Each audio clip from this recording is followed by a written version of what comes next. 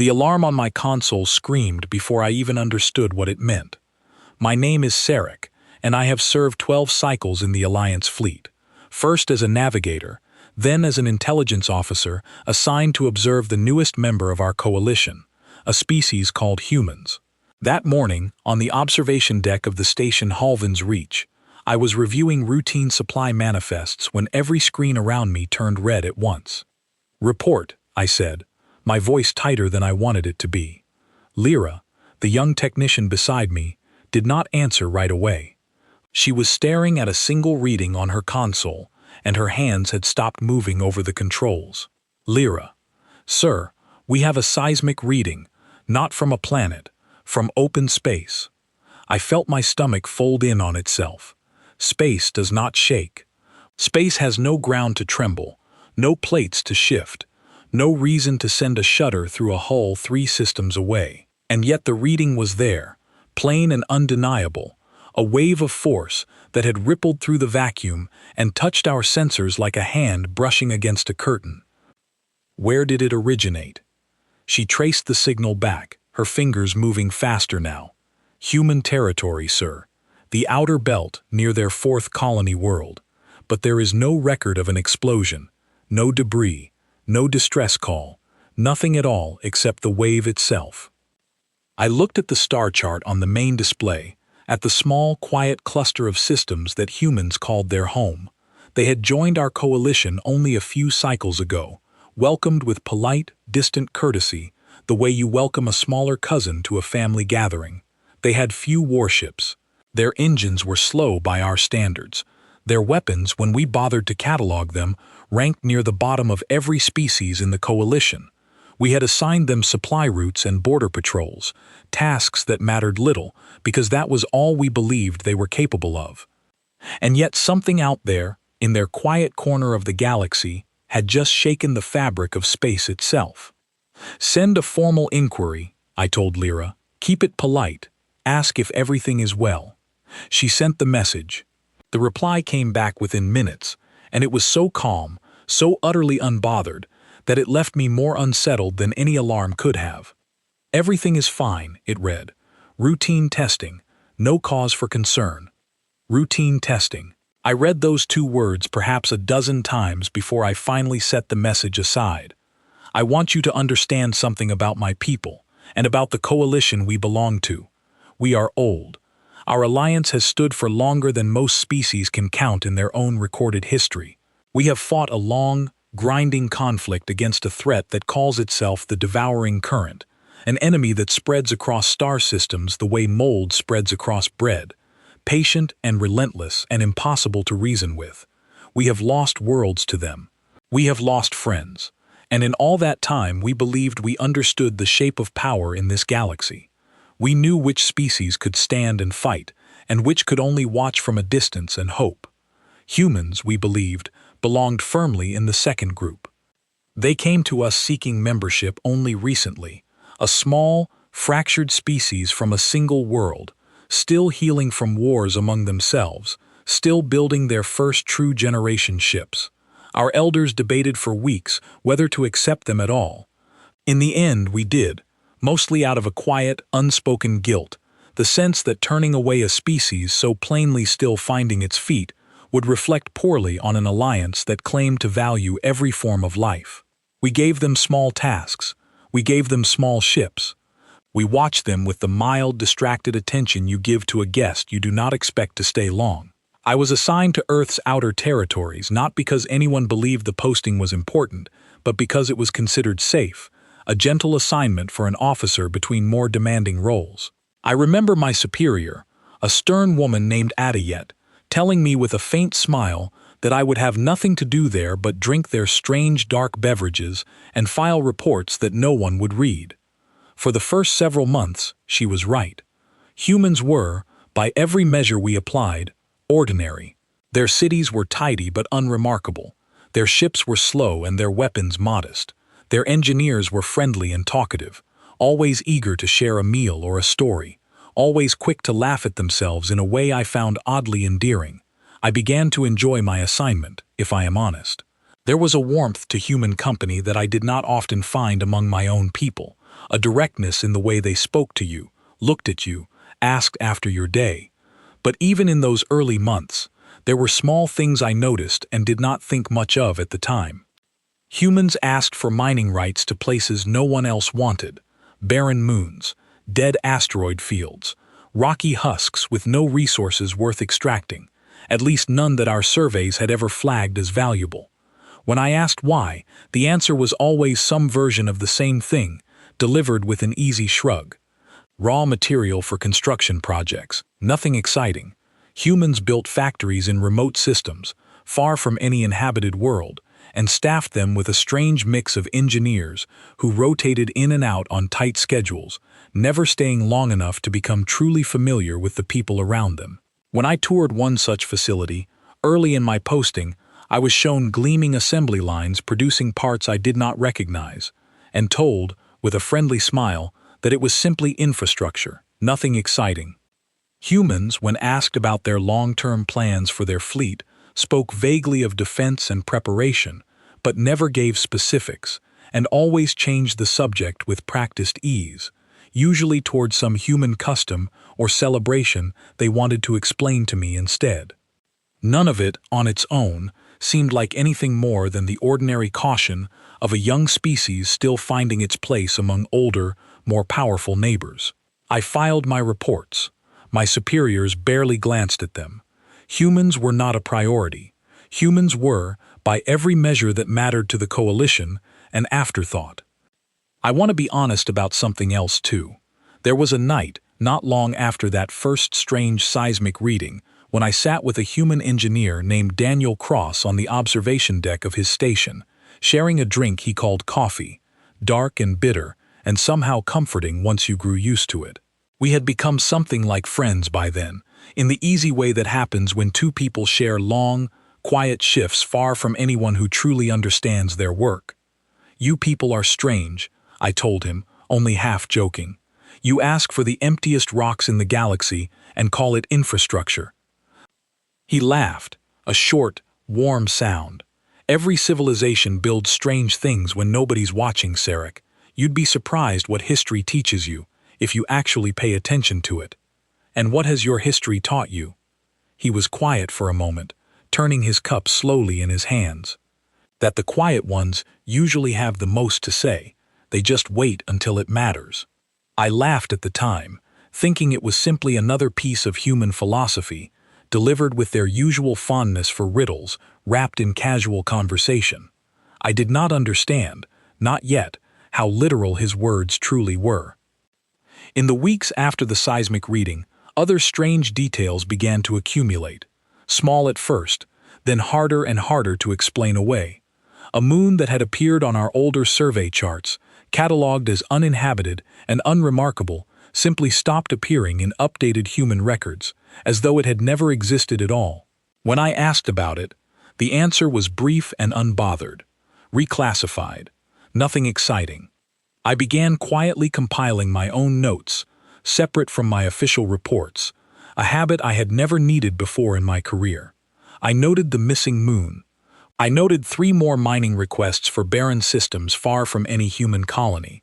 I noted a supply convoy that traveled for weeks through empty space toward coordinates with no listed destination, and returned empty, its cargo bays swept clean of any trace of what they had carried.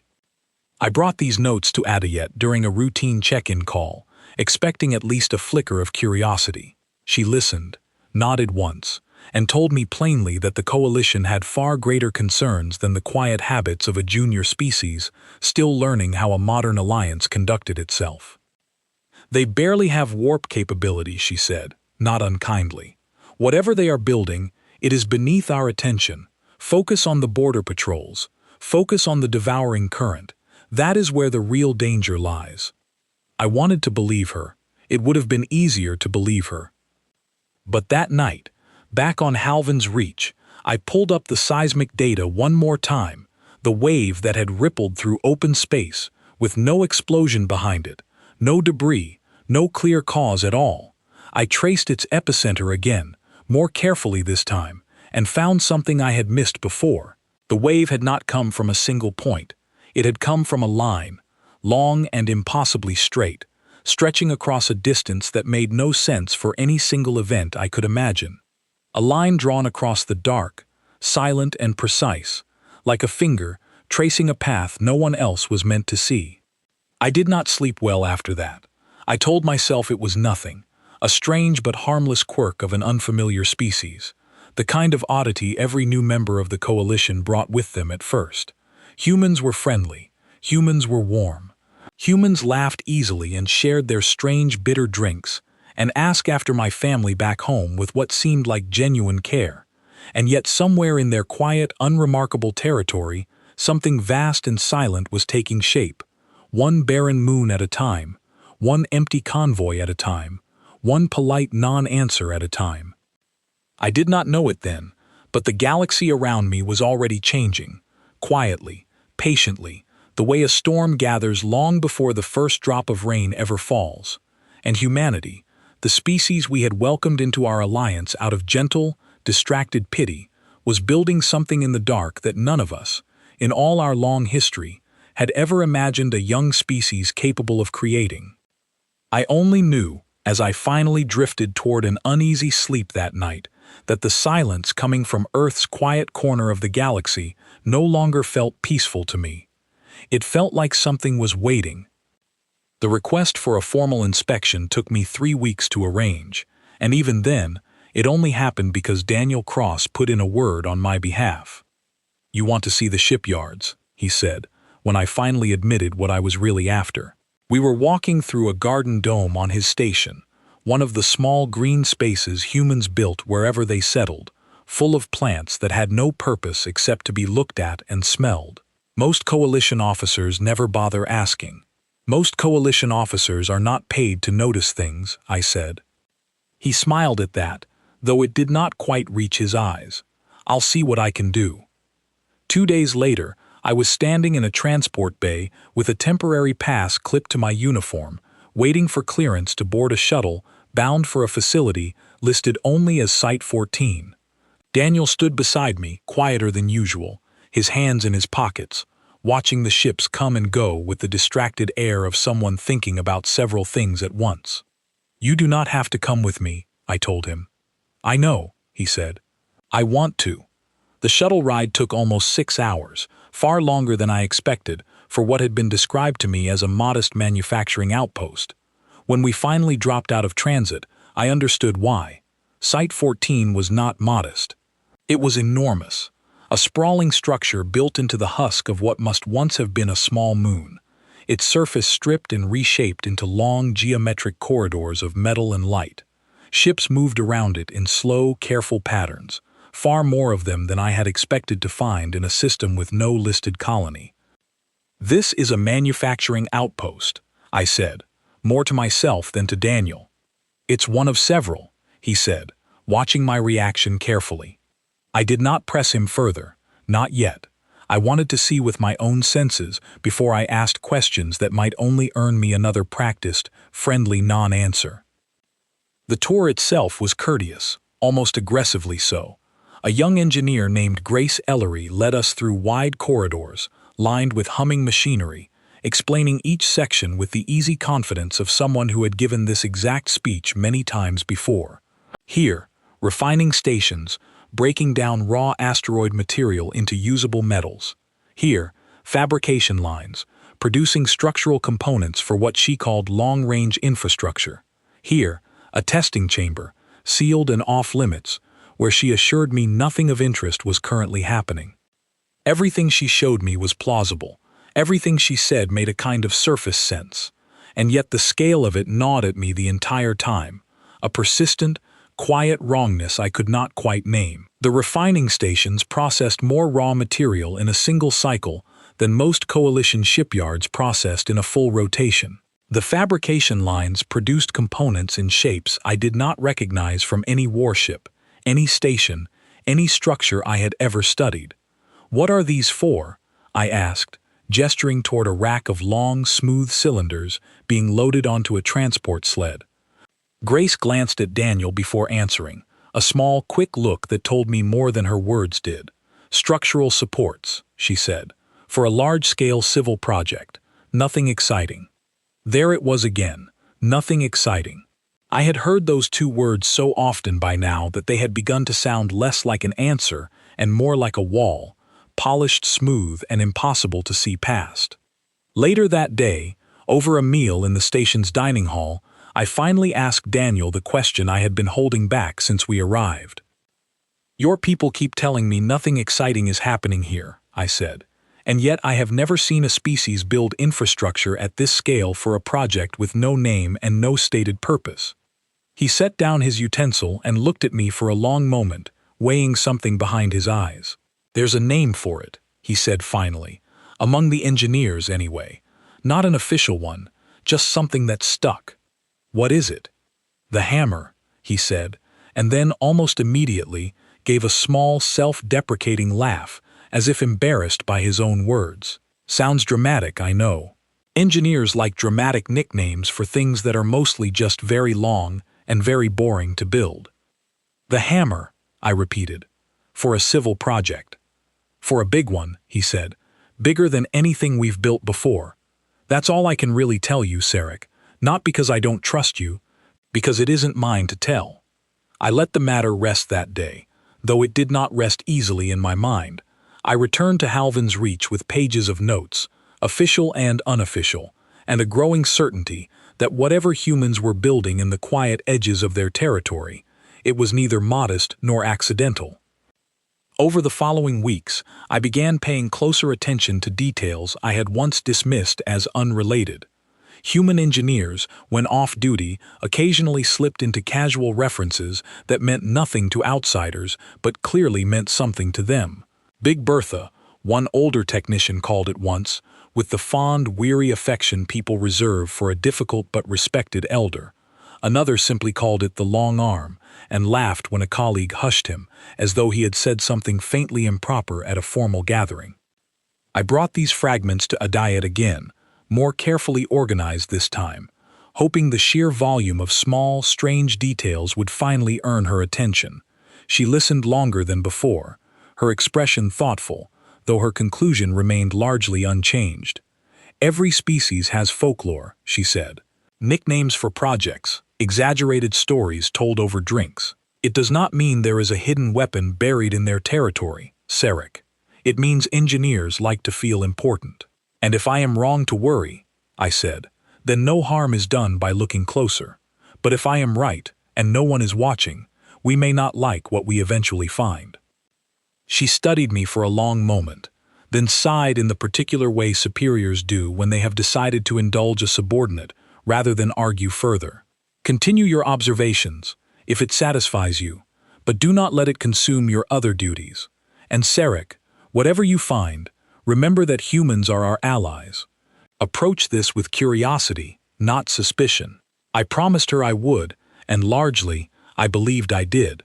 Over the following months, my visits to human territory became more frequent, and my relationship with Daniel Cross deepened into something I genuinely valued, separate from my professional curiosity. He introduced me to more of his colleagues, among them a quiet woman named Claire Whitfield, a systems engineer who spoke rarely but precisely, and a younger man named Peter Lang, who treated every question I asked with open, easy honesty, right up until the moment a question touched too closely on the true nature of their work, at which point his easy manner shifted into something careful and rehearsed. I noticed, too, a strange pattern in the way humans discussed their own history. Unprompted, in casual conversation, they often circled back to stories of past conflicts among themselves. Wars fought long before they ever left their homeworld, wars that had cost them dearly and taught them lessons they clearly still carried close. Daniel spoke of it once, late at night, after several cups of his bitter dark drink had loosened his tongue slightly more than usual. "We learned something the hard way, a long time ago," he said, staring into his cup rather than at me, "that some threats don't listen to reason, don't respond to diplomacy, only understand one thing." "And what is that?" I asked. He looked up at me then, and for a moment, the easy warmth in his expression was replaced by something older, heavier, something that did not belong to the friendly, unassuming man I had grown used to. "Force," he said quietly, "undeniable, overwhelming force. not to use carelessly, just to have, so you never have to bargain from a position of weakness again. I did not fully understand what he meant that night, though the words stayed with me long after our conversation ended. It was not until several weeks later that I first felt the ground beneath my assumptions truly shift. I was reviewing updated star charts of human territory, cross-referencing them against older survey data out of habit more than expectation, when I noticed something that made my breath catch. A second moon, one I had personally logged as unremarkable on an earlier visit, had vanished from current records entirely, exactly as the first one had. In its place, the charts simply marked the location as reclassified, with no further explanation offered or requested. I sat with that discovery for a long time, turning it over in my mind, remembering Daniel's words, remembering the vast, humming scale of Site 14, remembering the long, straight seismic line I had traced across open space so many months ago. And somewhere beneath their easy laughter, their friendly meals, their bitter dark drinks and warm conversation, they had been carrying that knowledge quietly for longer than any of us had thought to ask. I did not sleep that night either. I stayed awake, staring at the star chart, at the small, empty space where a moon used to be, and wondered, with a growing unease I could no longer dismiss, exactly how many more pieces of the galaxy humans had quietly gathered while the rest of us were busy assuming they had nothing worth watching at all. The attack on Velrun Aura came without warning, the way the worst attacks always do. Velrun Aura was not simply another core world to me. My mother lived there, in a coastal city built along cliffs that caught the light of both its suns at once, and my oldest friend, a woman named Ashira, had raised her children there, in a quiet neighborhood not far from the harbor where we used to swim as younglings. When the first distress signal reached Halvin's Reach, my hands went cold before my mind had even finished processing the words scrolling across the display. Devouring current forces detected in system. Numbers unknown. All defense fleets requested immediately. The devouring current did not send small numbers. When they came in swarms vast enough to blot out starlight, ships without individual pilots, driven by a collective will that neither reasoned nor hesitated nor ever, in all our long conflict with them, showed the slightest interest in retreat. Wherever the current arrived in force, worlds either held, at terrible cost, or they did not hold at all. Every coalition fleet within range was ordered to converge on Velrun Aura immediately.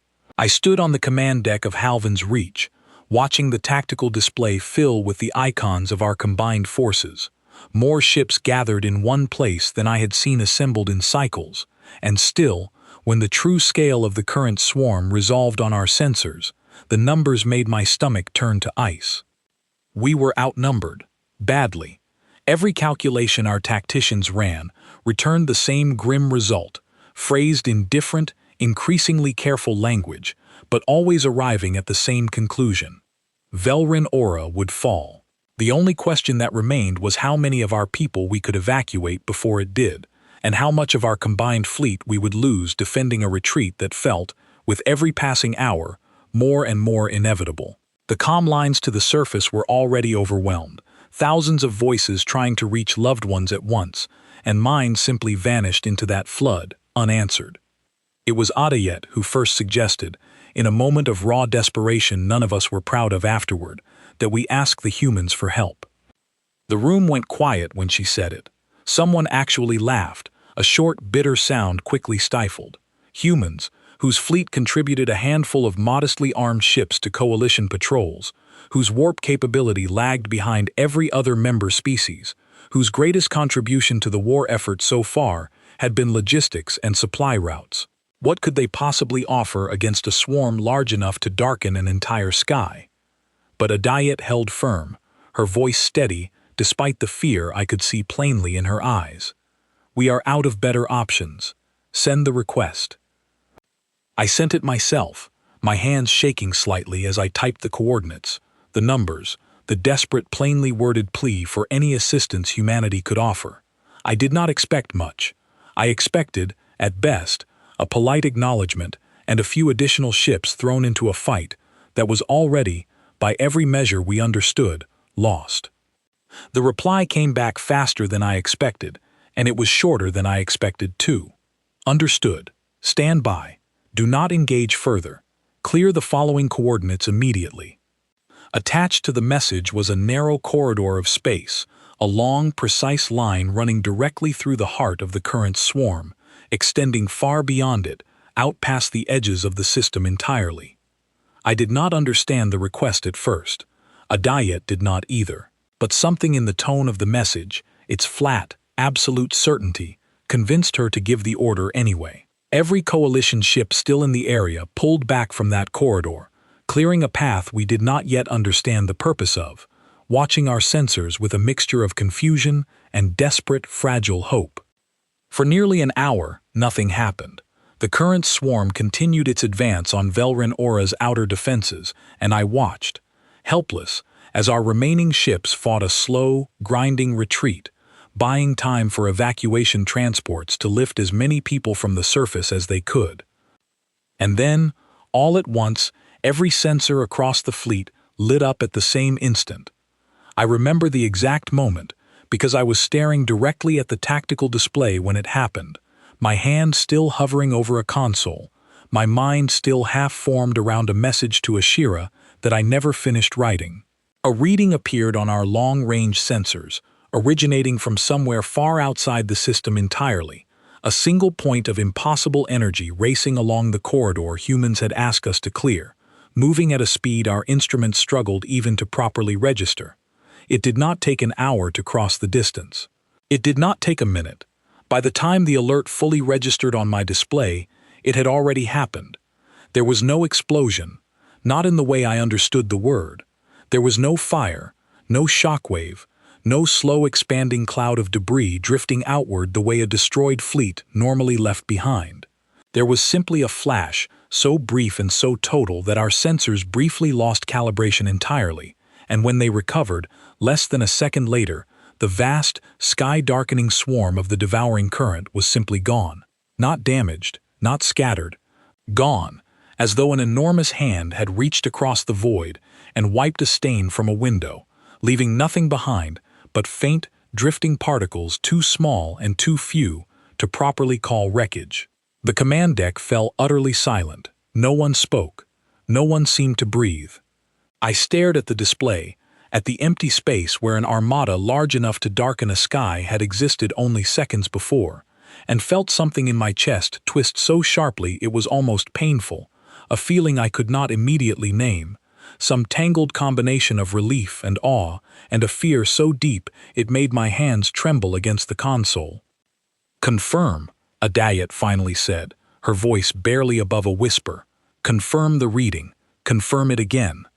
The technicians confirmed it 3 more times before anyone truly believed it. The current swarm, an armada that had been projected to overwhelm our combined coalition fleets within hours, no longer existed. Velrin Aura, my mother's world, Ashira's home, the cliffs and the harbor and the quiet neighborhoods along the coast, still stood beneath its twin suns, untouched, saved by something none of us had seen coming, and few of us, even now, fully understood. I opened a private channel to Daniel Cross before I had even decided to do it, my hands moving faster than my thoughts. It took him several minutes to answer, and when he did, his face on the display looked tired, drawn, the face of someone who had been awake far too long and carrying something far too heavy. "Sarek," he said quietly, "I take it you saw." "What did you do?" I said, my voice cracking slightly, despite my best effort to control it. "What was that?" He was quiet for a long moment, rubbing a hand slowly across his face. "We'll talk properly," he said finally. "Soon, I promise. Right now, just know that your people are safe. That's what mattered today." "Daniel," my voice came out rougher than I intended. "What did you do?" He looked at me then, and for the first time since I had known him, I saw no trace of easy humor in his expression at all, only a quiet, exhausted gravity that made him seem, in that single moment, like a very different person than the friendly engineer who had shared his strange bitter drinks with me so many times before. "We finished something," he said simply, something we hoped we would never actually have to use. The channel closed before I could ask anything further, leaving me alone on the command deck, staring at an empty patch of space where a swarm of destroyers had vanished in less time than it took to draw a single breath, and understanding, with a certainty that settled cold and heavy in my chest, that everything I had believed about humanity, about their quiet moons and their unremarkable fleets, and their friendly, unassuming patience, had been wrong from the very beginning.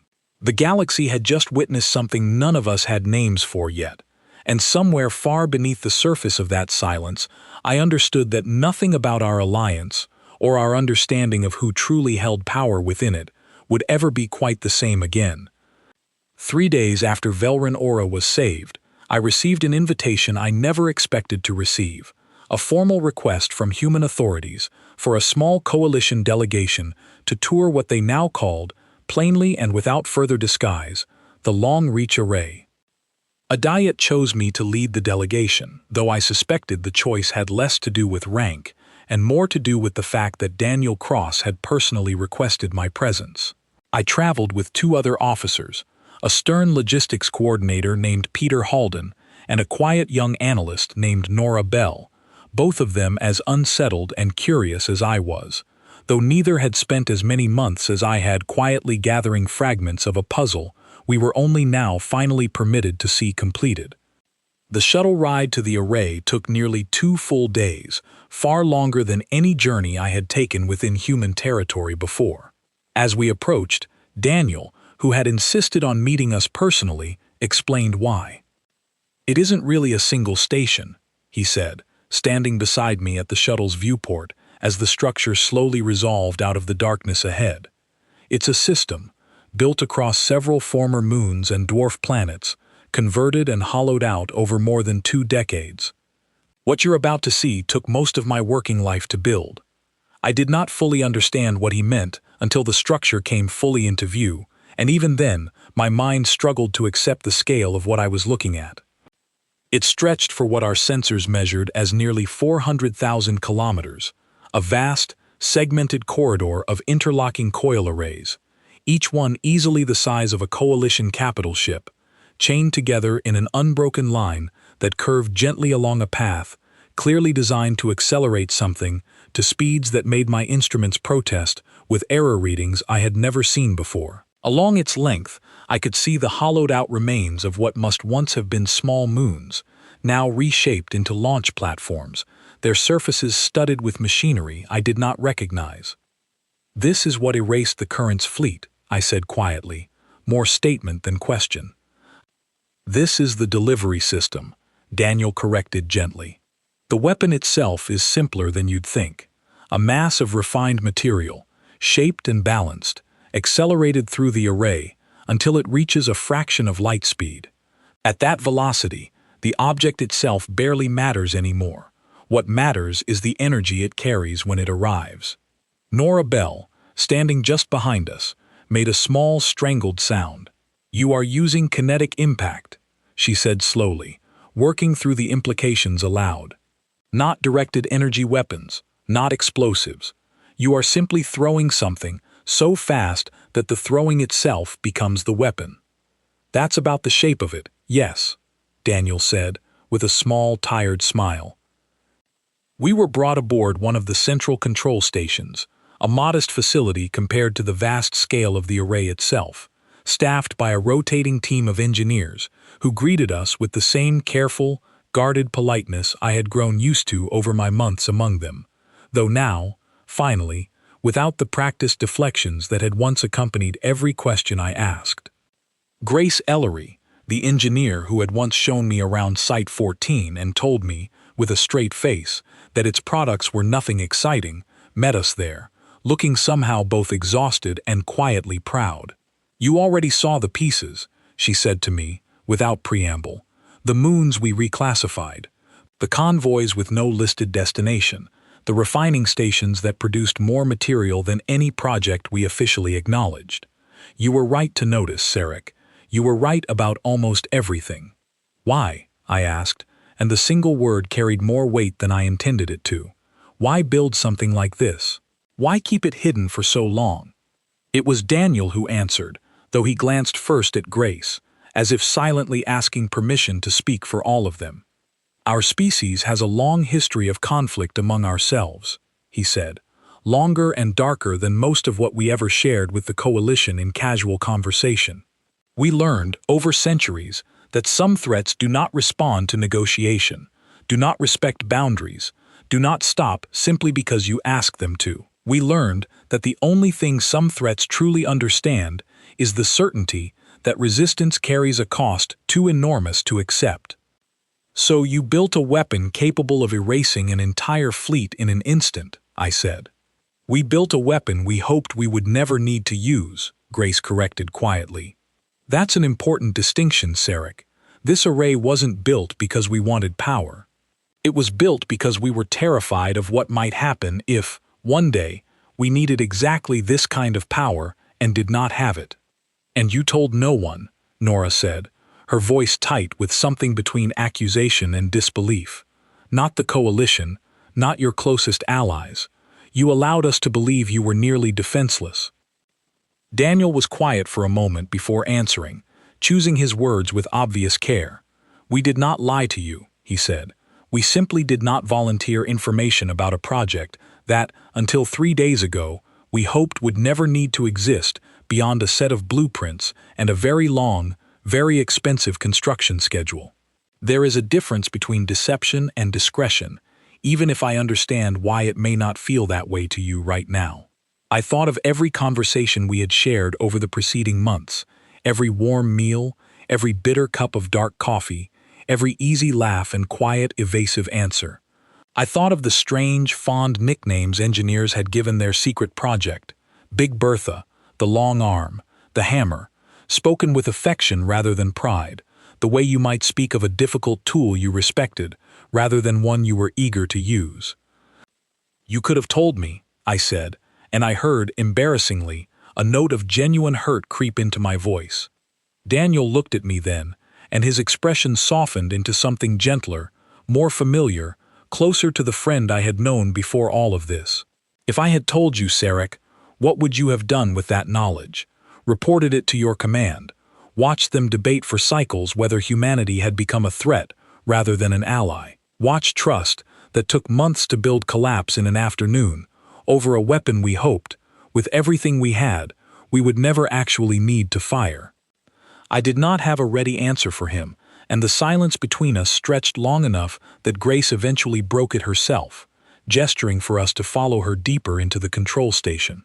She showed us the targeting systems next, vast arrays of calculation engines dedicated entirely to plotting trajectories precise enough to strike a target moving at relativistic speeds across interstellar distances, correcting continuously for gravitational drift, stellar wind, 100 variables I only partially understood even as she explained them slowly and patiently. "The precision required is almost absurd," she said. "A miss of even a fraction of a degree, across a distance this vast, means missing your target by thousands of kilometers. We spent nearly as long perfecting the targeting systems as we spent building the array itself." "And the projectile?" I asked. "What exactly did you send toward Velren Aura?" "A converted dwarf planet," she said simply, watching my face carefully as she said it. "Refined down to a dense, stable mass, shaped for minimal atmospheric drag during acceleration, though of course, there is no atmosphere in the corridor itself. By the time it reached the current's fleet, it was traveling at a significant fraction of light speed. At that velocity, the kinetic energy released on impact was, by our calculations, roughly equivalent to several thousand of your coalition's largest fusion warheads, detonated in the same instant, across the same point in space." I felt the blood drain slightly from my face. "You destroyed an entire dwarf planet," I said slowly, "simply to launch it as a single projectile.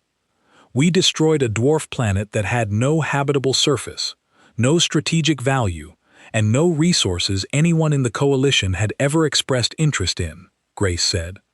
"We chose our targets for this project very carefully, Sarek. Nothing about the long-reach array was built carelessly, and nothing about its use, 3 days ago, was undertaken lightly. Peter Halden, who had remained mostly silent throughout the tour, finally spoke, his voice carrying the particular weariness of someone forced to recalculate assumptions he had held his entire career. Every fleet metric we have ever compiled on humanity will need to be rewritten, he said. Every strategic assessment, every diplomatic posture, this changes everything. It doesn't have to, Daniel said quietly. We are not interested in using this to dominate the coalition or to threaten anyone who disagrees with us. We built it because we were afraid, and because fear, if left unaddressed, has a way of becoming catastrophe when you least expect it. Now that it exists, our hope is simply that we never have cause to use it again.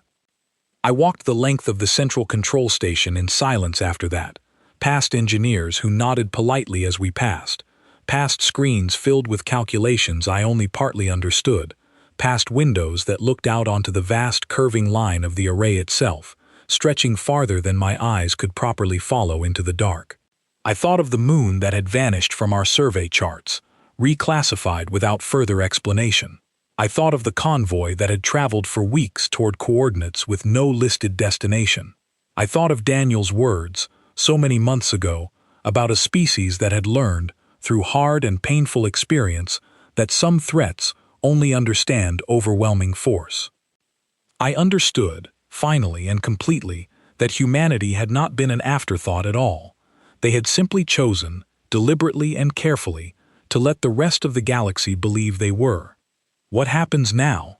I asked Daniel quietly, as our delegation prepared to depart. He considered the question for a long moment before answering.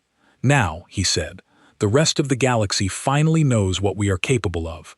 What happens after that depends less on us, and more on how everyone else chooses to respond to that knowledge. I did not have an answer for him, not yet, but as our shuttle pulled away from the long-reach array, and I watched its vast curving length shrink slowly into the darkness behind us, I understood that the galaxy I returned to would look very different from the one I had left only days before.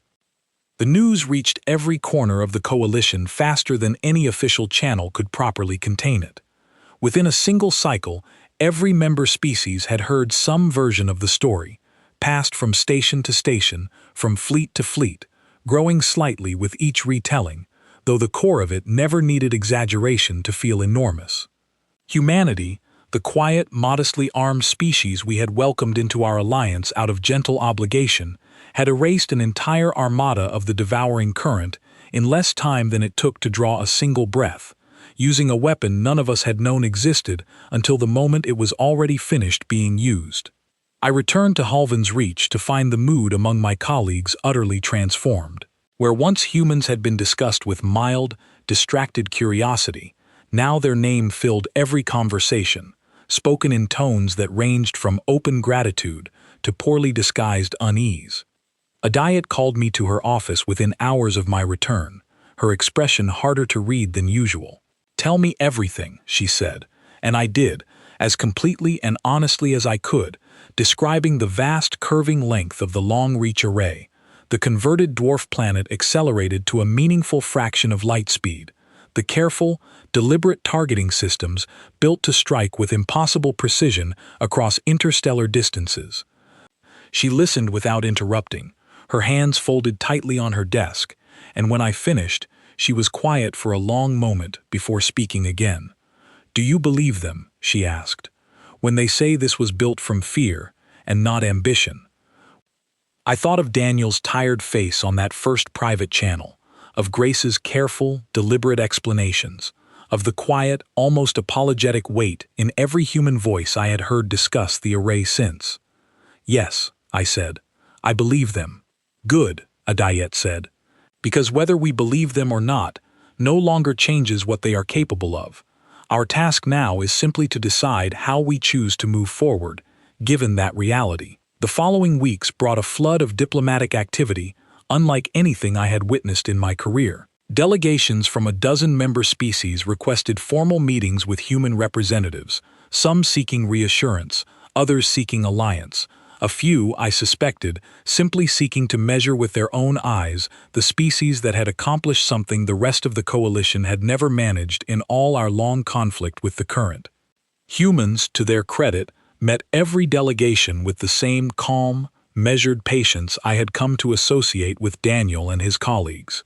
They offered no boasts, no displays of pride, no attempt to leverage their newfound reputation for advantage within the coalition's internal politics. When asked directly whether they intended to use the array again, their answer was consistent, delivered by every human representative I heard speak on the matter, from junior engineers to their most senior diplomats. Only if there is no other choice left. Never lightly, never first. I attended one such meeting personally, held aboard a neutral coalition station, where representatives from nearly a dozen species gathered to hear a formal address from a senior human diplomat named Claire Whitfield, the same quiet, precise engineer I had met briefly during my earlier visits to human territory, though I had not known then how much responsibility she carried within her government. She stood before the assembled delegates without any of the ceremony other species might have brought to such a moment, her voice calm and steady as she spoke. "We understand that what happened at Velren Aura has changed how you see us," she said. "We understand the unease that comes with learning an ally is capable of far more than you believed. We do not ask you to forget that unease, because pretending it does not exist would only make trust between us more fragile, not less." She paused, looking slowly around the room at the gathered representatives before continuing. "What we ask is simply this: judge us not by the power we hold, but by how carefully and rarely we choose to use it. We built the long-reach array because our own history taught us, at great cost, that hope alone is not always enough to protect the people you love. We hope, with everything we have, that we will rarely if ever need to use it again." The room remained quiet for a long moment after she finished speaking, delegates exchanging glances that carried more weight than any words could easily capture. It was an older representative from a species called the Toral, one of the coalition's founding members, who finally broke the silence. "You could have told us," he said, echoing, almost exactly, the words I had once spoken to Daniel myself. "You could have shared this with your allies, rather than allowing us to believe you were nearly defenseless." Claire considered the question carefully before answering. "We could have," she said. "And perhaps in hindsight, there were moments we should have found a way to share more than we did.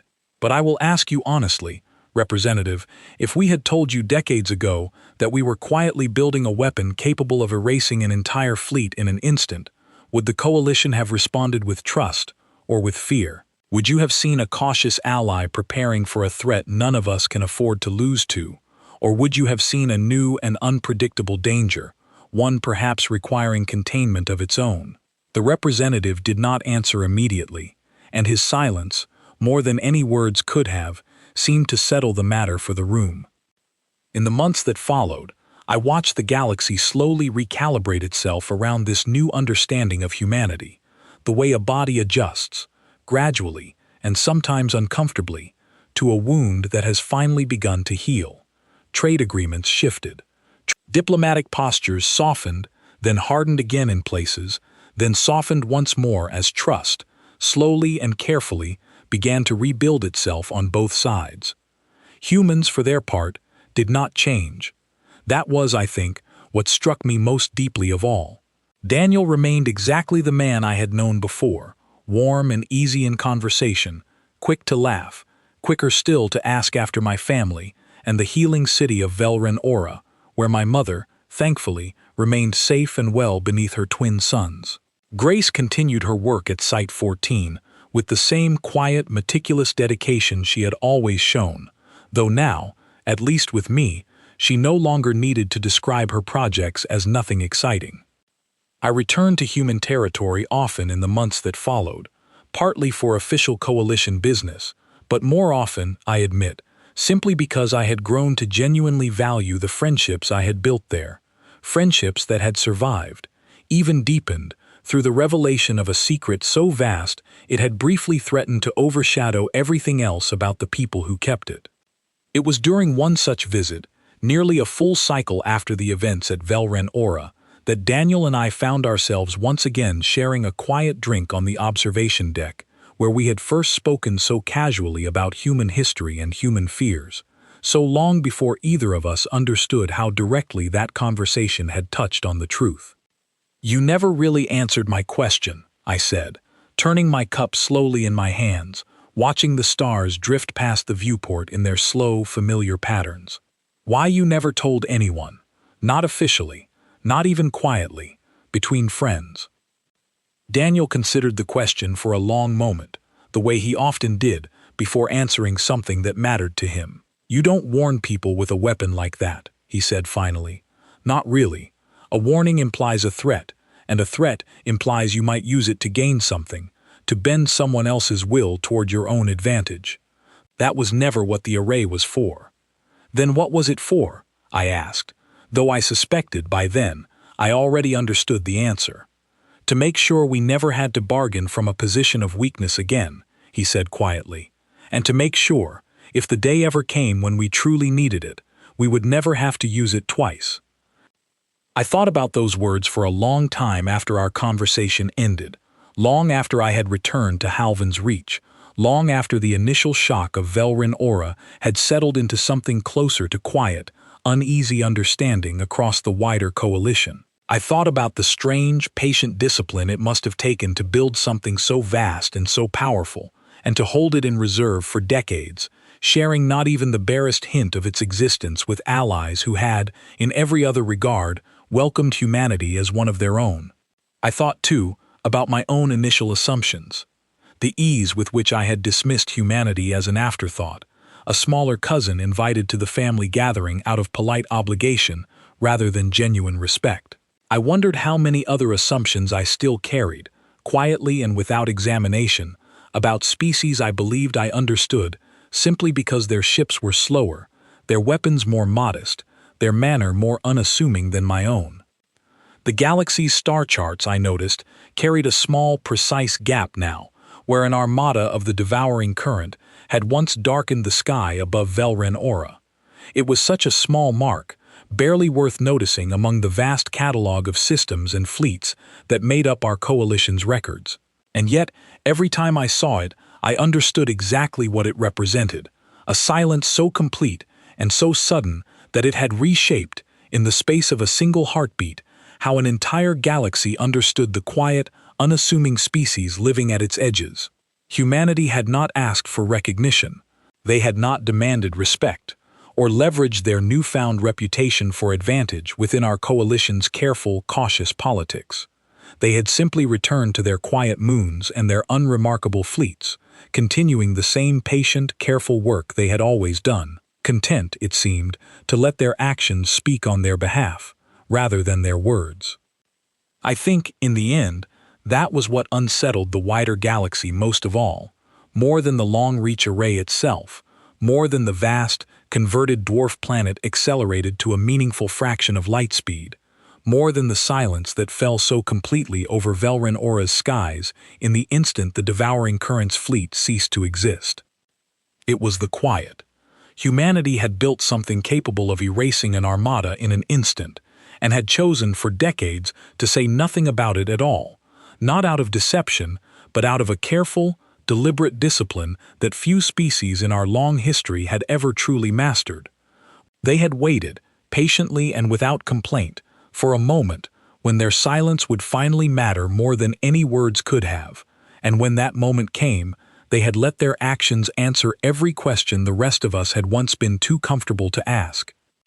I finished my drink that evening, watching the stars drift slowly past the viewport, and found myself, for the first time in a very long career, genuinely uncertain what the future held for a coalition that had just learned, in the clearest way possible, that the quiet ones often have the most to say.